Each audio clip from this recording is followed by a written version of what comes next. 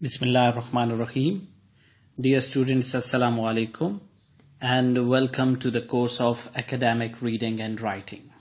The topic of today's lecture is connected with the lecture which we have completed in our last lecture, and this lecture is about critical reading and art of close reading. I'm your teacher Muhammad Asif Khan, lecturer, Department of English, Kohat University of Science and Technology. Discussion agenda for today's class is that we will start with review of last lecture, and after that initial discussion we will move towards the concept that how we can make a reading sort of more reflective reading, and this we can do by avoiding impressionistic reading and writing. And the third concept that we will study in this lecture is reading reflectively and thinking about reading while reading. And we will also look at the concept that how we can engage a text or how we can enter that very text and decode the meanings that are being encoded by the writer. And in this way, we will discuss the concept that books are teachers and how we can get the information from these very books. We will also discuss the concept of reading minds, and in the end we will see that what is the work of reading. So this is the whole discussion, and let's start from the review of last lecture. We see that in the previous lecture we discussed the idea of close reading, in which we discussed the 5 levels of close reading. And we see that the concept of close reading or the idea of close reading emphasize on the understanding reader's purpose in reading and understanding the author's purpose in writing. In close reading, we see how the writer has interconnected or woven these very ideas in his writing, and we look for and understanding the system of meanings that is there in the text. And in close reading, we paraphrase the ideas and we explicate the ideas that are being there in that very text. After that, the stages or the degrees of analyzing, evaluation, and the role playing are also the important levels or degrees of close reading. So these are the concepts which we studied in the last lecture, and in this lecture we will discuss the art of engaging with a text while reading. So to read closely, readers and especially students must get beyond that impressionistic reading. And from impressionistic reading we mean that one should not come up with those impressions that are based on the subjective reactions that are presented unsystematically.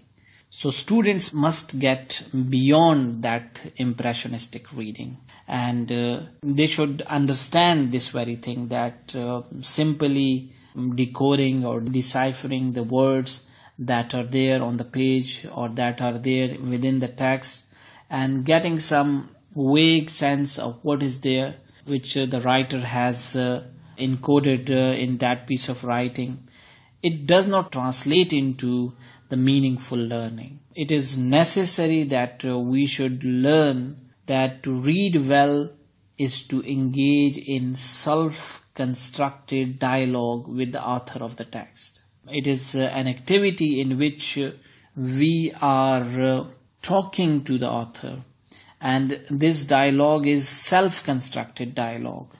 We ourselves start believing as if we are talking to the author of the text.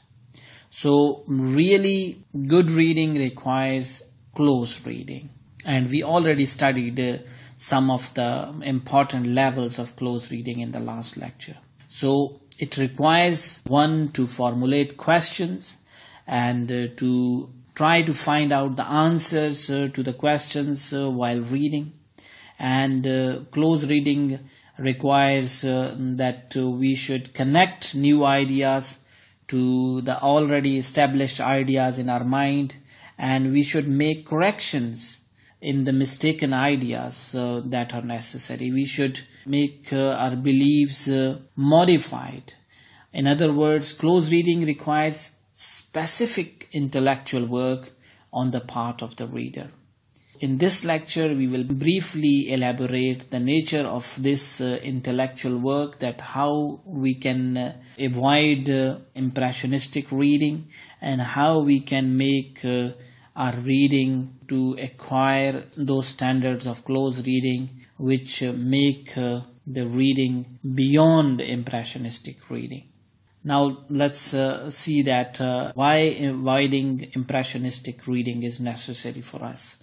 The impressionistic mind actually follows the associations, and when that mind is following associations, actually that mind is wandering from paragraph to paragraph, and that mind does not draw any clear distinction between its own thinking and the author's thinking. So he is having no clear distinction between his own thinking and the author's thinking, because he is fragmented, and because of this his reading is also fragmented, and he wanders from paragraph to paragraph, and he is just following the associations. Impressionistic mind is uncritical, and it judges an author's view to be correct only and only if those views agree or concur with its own beliefs. Another quality of impressionistic mind is that being self-deceived, it fails to see itself undisciplined. We see that impressionistic reader, he is undisciplined, but he is not ready to accept this very thing, that he is unorganized.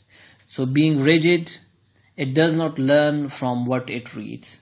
So he is just wandering from paragraph in paragraph, and he is fragmented, uncritical, self-deceived and rigid. So whatever knowledge the impressionistic mind absorbs is uncritically intermixed with the prejudice, biases, myths and stereotypes, because he only agrees with those very beliefs which are correct to him, which are accepted to him, to which he agrees. So his reading lacks insight into how minds create meaning, and how reflective minds monitor and evaluate as they read the text. So impressionistic reading is based on subjective reactions, and these very reactions are presented unsystematically. He is undisciplined. Or we can say that impressionistic reading is based on general ideas or reactions, rather being rational or completely accurate. He just considers those beliefs correct that agrees with his own beliefs. He is fragmented, and fragmentation of thinking is a disturbance in which thoughts become disjointed to such an extent as to no longer be unified, complete or coherent. So when your thinking or your reading is fragmented, it means that there is no unification in the understanding of that concept, or there is no coherence in your reading. So it lacks insight into how minds create meanings, and how reflective minds monitor and evaluate as they read. So this is impressionistic reading. And why should we avoid impressionistic reading? Because impressionistic reading is subjective reaction. Now let's move forward and see that how reading reflectively helps a reader to achieve that level where he has the deeper understanding of the text. We see that the reflective mind seeks meaning, monitors what is being said from paragraph to paragraph, and draws a clear distinction between the thinking of an author and its own thinking. So that is the difference between reflective reading and impressionistic reading.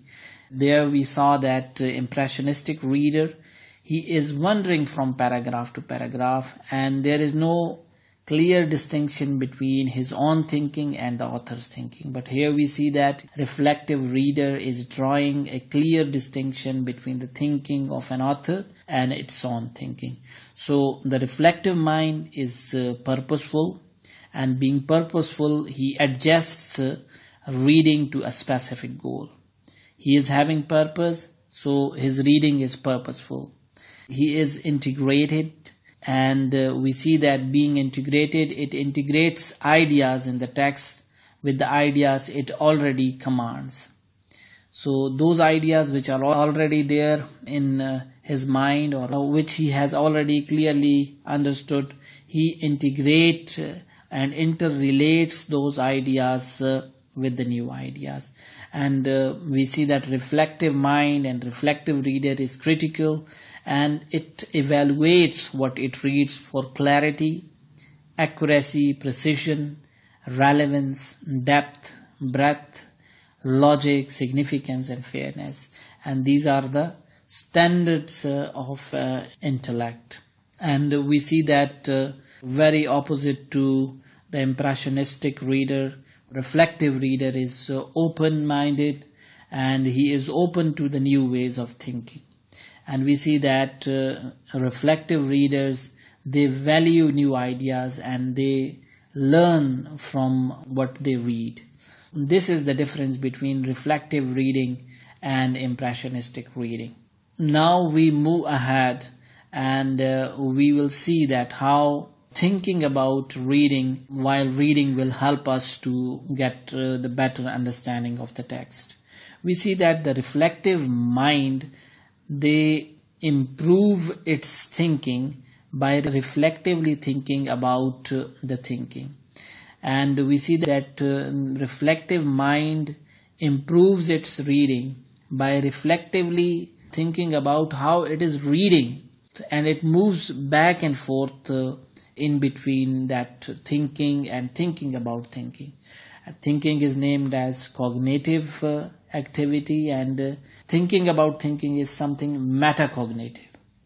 We see that reflective mind moves forward a bit, and then it moves back and check on its own operations, that whatever it is doing, whether it is correct or not.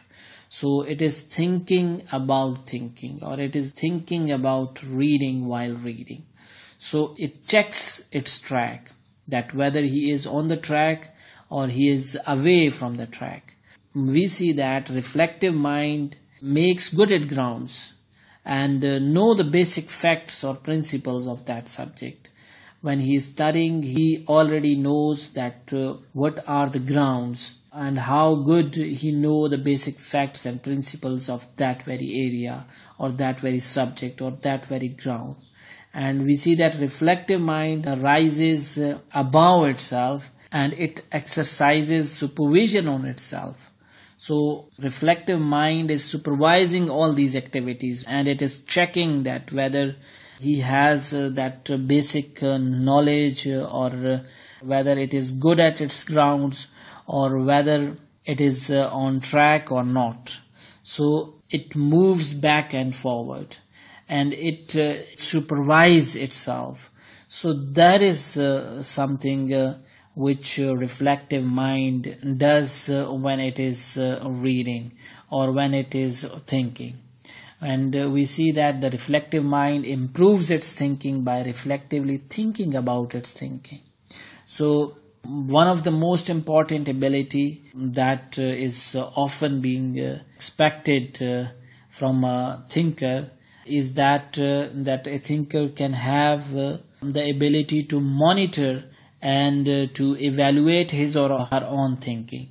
So while processing the thinking of others, we see that if we are able to monitor and assess our own thinking, it means that we are having the abilities that are expected from a thinker.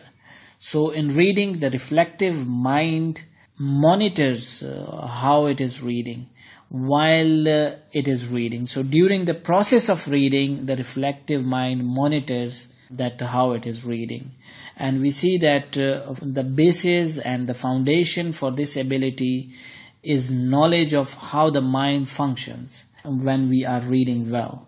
For example, if I know what I am reading and that very thing is difficult for me to understand, I will intentionally slow down and try to paraphrase each sentence. And I will put the meaning of each sentence that I read into my own words. So if I know this very thing, that this paragraph is difficult for me, so I will slow down the speed of my reading and I will try to grasp each and every sentence to its full. So it depends upon this very thing, that whether I am able to get this very thing or not, or I am able to judge this very thing, that I am having the ability to read this very text or not. So it is very necessary. And if I realize that I am unsympathetic to the author's viewpoint, I will suspend judgments about the text's meanings until I have verified that I truly understand what the author is saying. So it is very important, if you are having any prejudice or if you are having any bias about the writer, or if you are unsympathetic towards the author's viewpoint. So if you are thinking about your thinking, then you will suspend your judgment about the text's meaning. And we see that until you verify this very thing, that you have really or truly understood the concepts and ideas of the author, you suspend your judgments.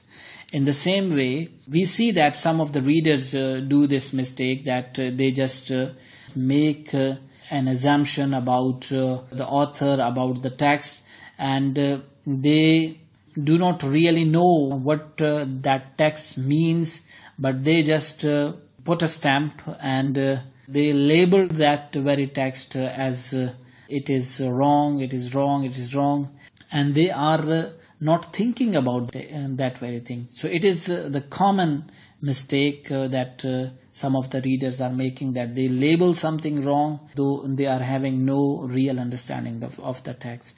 So instead of that, a good reader or a reflective reader tries to accurately understand the author's viewpoint during his reading, and they attempt to enter that viewpoint, and they are very open to that text, and without biases or without any prejudice, they try to read that very thing.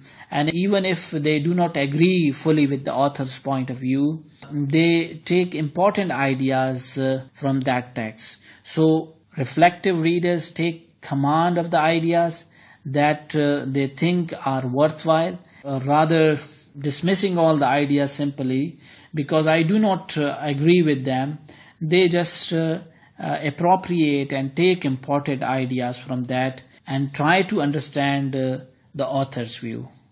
Now the next step is engaging a text or trying to enter the text. We see that reflective mind interacts with the author's thinking. And in this interaction, we see that the reader's mind reconstruct the author's thinking. So reflective mind does this through a process of an inner dialogue with the sentences of the text. And in this way, that mind assesses each and every sentence for its intelligibility, and it questions in a very disciplined way. Like we can have questions like, can I summarize the meanings of this text in my own words?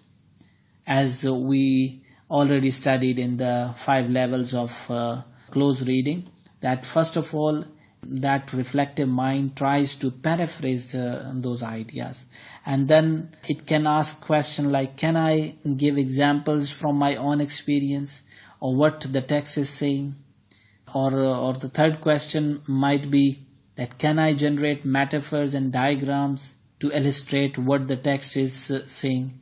Here the reflective mind is trying to explicate the thesis or the main idea of the text, and they are trying to relate that very thing and generate metaphors and diagrams to illustrate what the text is saying.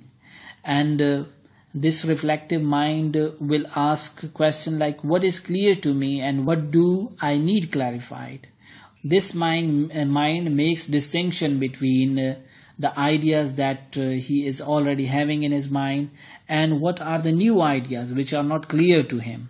So reflective minds think about that, can I connect the core ideas in this text to other core ideas that are already there with me or which I already understand? So the reflective mind interacts with the author's thinking, and we see that these authors are there in the books, and these books are teachers. Every book we read is a potential teacher. So reading is a systematic process, and we see that for learning the essential meanings of that very teacher, when we become a good readers, we can learn the essential meanings of an unlimited number of teachers. We see that the teachings of these teachers that are there within that very book are alive forever, and we see that they are available for all times. So in the books they have written a knowledge for us, and when we read those very books systematically, we learn the essential meanings of that very teacher, that potential teacher has. So when we take the core ideas of those teachings into our minds, through careful reading, we can productively use them in our lives. Dear students, reading minds is a very important phenomena in critical reading or art of close reading. We know that we have mind, but do you know that how your mind operates? Are you aware of your prejudice and preconceptions? Are you aware of the extent to which your thinking mirrors the thinking of those that are around you? Are you aware of the extent to which your thinking has been influenced by the thinking of the culture in which we are living? Are you aware of these very things? That to what extent can you step outside your day-to-day mindset? Every person has a mindset, and it is very difficult to think out of the box and to get into the mindset of those who think differently from you. In the same way, it is very important to know that, are you able to imagine being wrong in some of your beliefs? And what criteria would you use to evaluate your personal beliefs? And are you aware of how to upgrade the quality of your own beliefs? So when we talk about a reflective mind, we should know that how our mind is working. So these very questions are very important, because knowing one's preconceptions, knowing the effects and the influence of one's surrounding and one's culture, it is very important. And it is very important to know that am I able to think out of the box, or am I able to accept the ideas that are different from me, or do I have the ability to imagine about my central beliefs, that whether they are right or wrong? So reflective mind also works and operates in this way. So knowing these very things are very important for critical reading. And we see that in reading the work of others, you enter into their minds. And in coming to terms with the real understanding and the gradual understanding the mind of another person, you can come to better discover your own mind. And in this way, you discover your own strengths and weaknesses. So when you read your own mind, we see that you learn how to do second order thinking. It is very important for reading one's mind to know the second order thinking. And the second order thinking is how to think about your own thinking, while you are thinking from outside your thinking. Second order thinking is thinking from outside your own thinking. And how is it possible to get outside your thinking? Now I will tell you that how we can do this very thing. To do this, you must recognize that there are basic structures in all thinking. And these very structures we already discussed in our last lecture. Whenever we think for a purpose, within a point of view, and that is based on assumptions. And these assumptions lead to implications and consequences. So we use concepts, ideas and theories to interpret information in order to answer questions. Here you see that I have highlighted some of the words in these two sentences. These are the elements of thinking or elements of reasoning. So you must recognize that there are basic structures in all thinking. And if you know these very structures, it becomes very easy to get outside your own thinking. So when we come to understand these basic elements, we have that powerful intellectual tool that makes us able, or that enables us to think better. We understand that whenever we reason about anything, whatsoever that thing is, these elements of thinking are inherent in our mind's operation. So if we are using them, it means that we are thinking in a better way. And if we are using these very elements and structures of thinking in our reading, it means that we are reading in a better way. So reading minds very important. Thus when you read, you are reasoning through the text. You are reading for a purpose. You are using concepts or ideas and assumptions of your own. And here you are making inferences, thinking within a personal point of view. At the same time, we see that the text you are reading is the product of someone else's reasoning. So you therefore recognize that embedded in that text is author's purpose, the author's questions, the author's assumptions, concepts, and so forth. So the better you are at understanding your own reasoning within your own perspective, the better you can understand the reasoning of others, and especially the reasoning of the author. So the better you understand someone else's logic, the better you understand your own logic. So these are interrelated things. So when you can effectively move back and forward between what you are reading and what you are thinking, you bring what you think to influence what you read. And what you read influence what you think. These things are interconnected. You bring those things that you think that these influence my reading. And in this way, what you read, you know that this thing will influence me. You think about that. So you are able to change your thinking. When the logic of what you read is an improvement on what you think, it means that you are able to change your thinking. And you are able to withhold accepting new ideas. When you cannot reconcile or harmonize with your own ideas, you realize that you may be wrong in some of your beliefs. So changing yourself or changing your ideas or accepting new ideas, and that is the sign of critical thinking, and that is the sign of reflective thinking. And that is required during close reading, that you should have this very awareness, that how I should work during reading. And we know that reading is a form of intellectual work. And intellectual work requires willingness to go through these very difficulties. But the more important thing is that it requires the understanding that such work requires. So this is where most students, they are lacking or they fall short. consider the challenge of analyzing, evaluation, and repairing an automobile engine.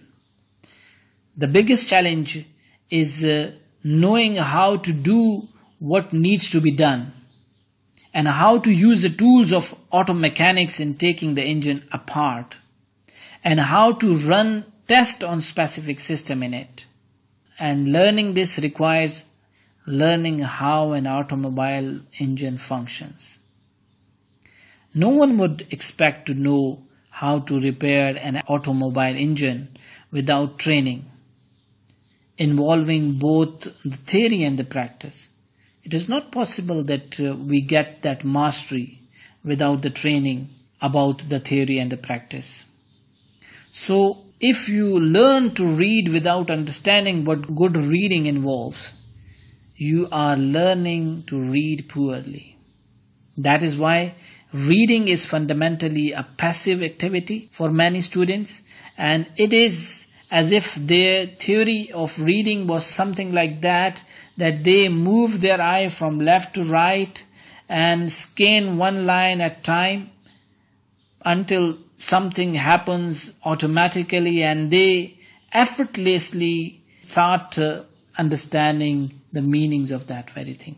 So it is not possible that you just move your eyes from left to right and start understanding the meanings of that very text without any effort. So that is actually the wrong theory of the reading, and it is poor reading. Whereas we need a very systematic reading that is very constructive, and basically that reading is a form of intellectual work. So if you learn to read well, it means that you are able to grasp the ideas that are coming to you. So in this lecture we have emphasized the fact that close reading that is meaningful in nature, it requires a special kind of engagement of the mind, and it requires intellectual skills that enables the reader to analyze and assess as one reads a material. And it requires the ability to question in special way when someone is reading. Only when students actively engage their minds in a skilled dialogue with the text they are reading, and they discipline their thinking when they are reading that very text, they achieve the depth of understanding.